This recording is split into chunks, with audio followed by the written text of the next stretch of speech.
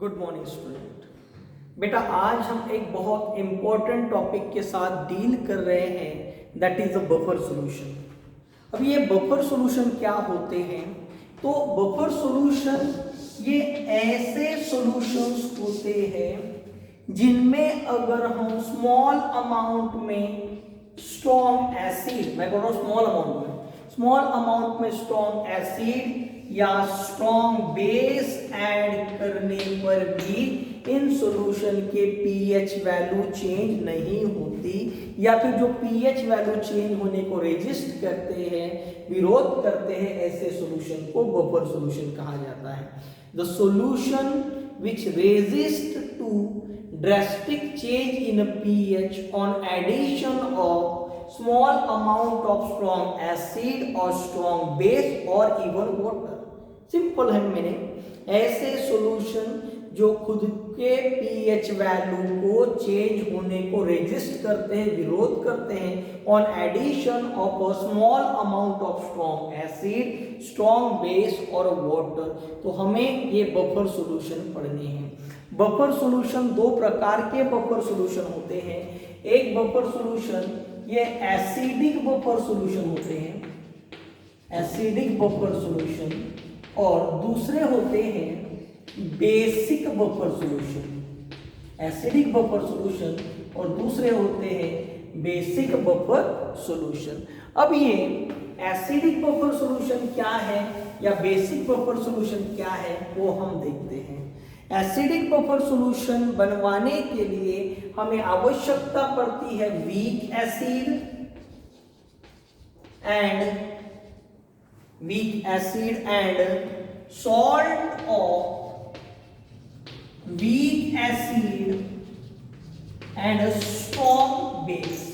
Example के तौर पर हम ले रहे हैं एसिटिक एसिड और सोडियम एसीटेट का मिश्रण। एसिटिक एसिड और सोडियम एसीटेट का मिश्रण। एसिटिक एसिड ये वीक एसिड है, लेकिन सोडियम एसीटेट ये किससे बना हुआ है? तो ये बना है एसिटिक एसिड और strong base that is NaOH। ध्यान दीजिए बेटा, तो जो acidic buffer, the solution containing weak acid, acidic buffer solution, the solution containing weak acid and a salt of weak acid and a strong base.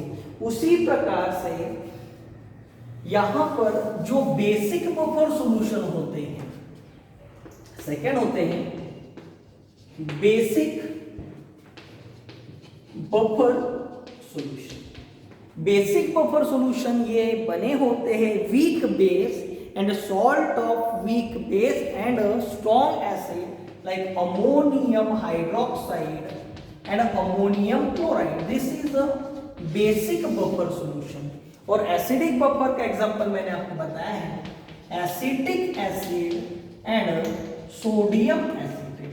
अब ये basic buffer, the solution containing weak base and salt of weak base and strong acid. अभी तक मैंने आपको buffer solution की definition बताई है। उसी प्रकार से बफर सॉल्यूशन के जो दो टाइप होते हैं, एसिडिक बफर सॉल्यूशन और बेसिक बफर सॉल्यूशन, इसके बारे में बताया है। तो बेसिक बफर सॉल्यूशन या एसिडिक बफर सॉल्यूशन कैसे बनाते हैं? तो याद रखिए, ये सॉल्यूशन उस कंपाउंड, जैसे बेसिक बफर बनाना है तो वीक बेस और जो सॉल्ट रहेगा, salt from weak base and strong acid. ये जो बफर सॉल्यूशन होते हैं ये हमारे पास बफर सॉल्यूशन है। अब बफर सॉल्यूशन खुद के पीएच को मेंटेन कैसे रख पाता है? तो बफर सॉल्यूशन में दो कंपोनेंट होते हैं बेटा, याद रखें। एक एसिडिक कंपोनेंट होता है, उसी प्रकार से एक बेसिक कंपोनेंट होता है। एसिडिक कंपोनेंट को रिजर्व एसिडिटी कहते हैं, रिजर्व एसिडिटी, और जो बेसिक कंपोनेंट होता है उसे रिजर्व बेसिसिटी कहते हैं। रिजर्व बेसिसिटी उसे कहा जाता है। अब एग्जांपल के तौर पर हमारे पास बफर सॉल्यूशन है। अब जब बफर सॉल्यूशन में हम कोई एसिड ऐड करेंगे। अब एसिड ऐड करेंगे तो क्या प्रोड्यूस करेगा, H पॉजिटिव आयन। तो इस H पॉजिटिव आयन को न्यूट्रलाइज करने की जिम्मेदारी रहेगी रिजर्व बेसिसिटी यानी बेसिक कंपोनेंट उसे न्यूट्रलाइज कर देगा। अगर सॉल्यूशन में हम बेस ऐड करते हैं तो OH का कॉन्सेंट्रेशन बढ़ेगा और pH वैल्यू बढ़ेगी। तो ऐसे कंडीशन में उस बफर सॉल्यूशन का एसिडिक कंपोनेंट उस बेस को न्यूट्रलाइज करता है। तो याद रखिए कि बफर सॉल्यूशन खुद के pH को कैसे मेंटेन रखते हैं। तो बफर सॉल्यूशन में एक एसिडिक कंपोनेंट होता है और एक बेसिक कंपोनेंट होता है। एसिडिटी को मेंटेन करने के लिए बेसिक कंपोनेंट आगे आता है और बेसिसिटी को न्यूट्रलाइज करने के लिए एसिडिक कंपोनेंट आगे आता है। अब हम ये जो बफर सॉल्यूशन है, इन बफर सॉल्यूशन का pH किस प्रकार से डिफाइन करते हैं या डिटरमाइन करते हैं वो देखते हैं। तो हेंडरसन इक्वेशन के अनुसार जो एसिडिक बफर सॉल्यूशन है, एसिडिक बफर सॉल्यूशन जो होते हैं उसका pH हेंडरसन इक्वेशन से कैसे निकालते हैं। तो डायरेक्ट उन्होंने दिया है pH is equal to pKa plus log to the base 10 concentration of a salt divided by concentration of a acid। ये हमें डायरेक्ट एक इक्वेशन दिया है, ये हेंडरसन इक्वेशन दिया है। लेकिन यहां पर ये इक्वेशन कैसे है, डायरेक्ट इसी के ऊपर न्यूमेरिकल्स है। तो सबसे पहले acidic buffer solution, those buffer solution containing weak acid and a salt of weak acid and a strong base called as a acidic buffer solution।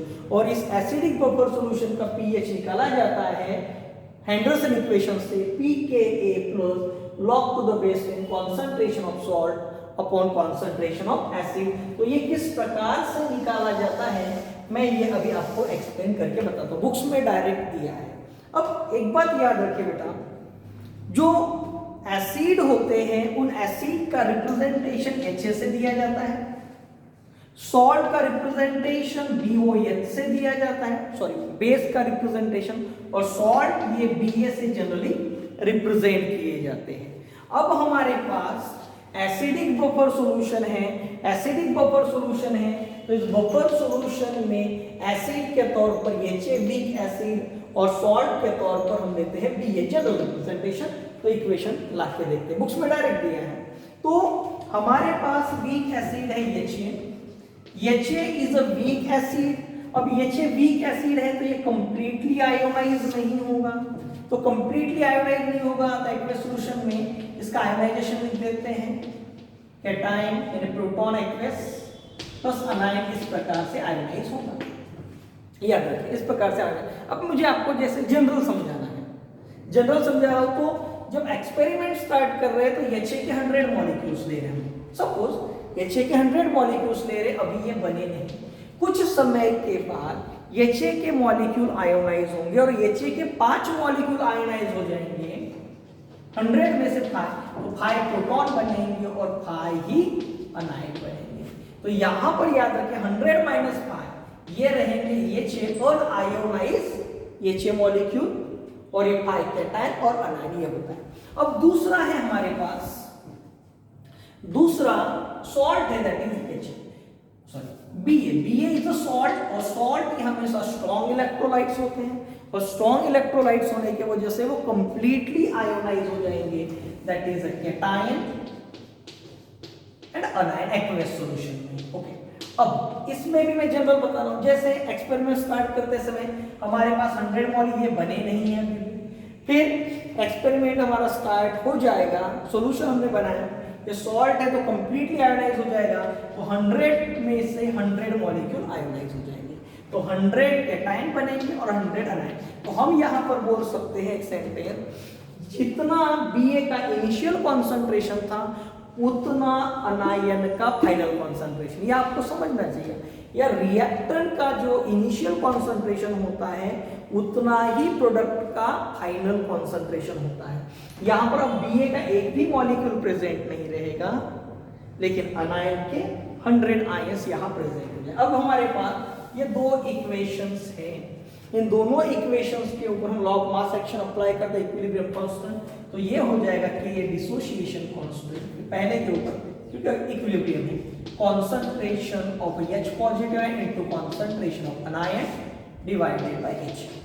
अब मैं इसे रीअरेंज करके concentration of H positive ion is equal to Ka into concentration of HA upon concentration of anion, ये जैसे equation number 1 हमने लिखा है। Okay, अब क्या होता है, तो HA जो आपको दिखता है दिस इज इनिशियल पॉइंट, ये बहुत कम अमाउंट में डिसोशिएट हुआ है, तो इसके जगह HA के जगह एसिड लिख सकता हूं। तो equation concentration of H positive ion is equal to Ka into यहां पे आ जाएगा acid, concentration of acid divided by concentration of anion. Acid क्यों लिखा, HA स्टैंड फॉर एसिड। अब यहां जो अनायन है, अनायन का जो कॉन्सेंट्रेशन आपको दिखता है, concentration of anion is equal to initial concentration of Ba, and Ba क्या है एक्चुअल में, सॉल्ट। तो हम बोल सकते हैं कि final concentration of anion is equal to initial concentration of Ba and Ba is a salt. तो यहां पर मैं सॉल्ट लिख रहा हूं, ये के जगह पे क्या लिख देते हैं बेटा, सॉल्ट। ये के जगह पे हम क्या लिखते हैं, सॉल्ट। अब इसे इक्वेशन नंबर 2 देते हैं। अब इस इक्वेशन नंबर 2 को मैं निगेटिव लॉगरिथम से मल्टीप्लाई कर रहा हूं। v multiply equation 2 by negative logarithm से, निगेटिव लॉग से मल्टीप्लाई कर, इक्वेशन हो जाएगा minus log to the base 10 concentration of H positive ion is equal to minus log to the base 10 Ka minus log to the base 10 concentration of acid divided by concentration of salt, ये हमारे पास हो जाएगा। अब हम ये अभी ये lesson हमने पढ़ा है, तो शुरू के दिनों में ही हमने पढ़ा है, इसे इक्वेशन नंबर 3 दे देते बेटा। शुरू के दिनों में ही हमने क्या पढ़ा है, तो minus log to the base 10 concentration of H positive ion is equal to pH होता है। ओके, उसी प्रकार से ये हो जाएगा minus log to the base 10 Ka is equal to क्या होगा, अगर कंपेयर करते हैं तो ये क्या आएगा, Pka, क्या आ जाएगा, Pka। तो चलो तो ये दोनों वैल्यूज को हम पुट करते हैं, तो इक्वेशन हो जाएगा pH is equal to Pka minus log to the base 10 concentration of acid divided by concentration of salt। अब log का रूल है, इसे रिवर्स कर देते हैं, तो pH is equal to pKa plus log to the base 10 concentration of salt divided by concentration of acid। ये हैंडलसन law हमें मिल जाएगा।